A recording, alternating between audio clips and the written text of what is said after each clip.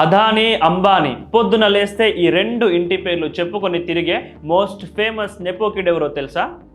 Yes, మన రాహుల్ గాంధీ. పేరు చివరన ఉన్న గాంధీ అన్న టైటిల్ తప్ప ఇప్పటి వరకు ఆయన సాధించిందేంటో ఎవరికీ తెలియదు. ఒక ధీరుభాయ్ అంబానీ, ఒక గౌతమ్ అదానీ స్వయం కృషితో వ్యాపార సామ్రాజ్యాలను స్థాపించిన వారు. కానీ స్వశక్తితో మహాశక్తిగా ఎదిగిన మోదీని ఎదిరించలేని రాహుల్ బాబా వీలైనప్పుడల్లా అంబానీ అదానీల్ని తిట్టిపోస్తుంటాడు. పోనీ నిజంగా రాగా తీసే రాగాల్లో నిజముందా అంటే అబ్బే అలాంటిదేముండదు. మనకు ఇప్పటికే చాలాసార్లు ఆ సంగతి తెలిసిపోయింది.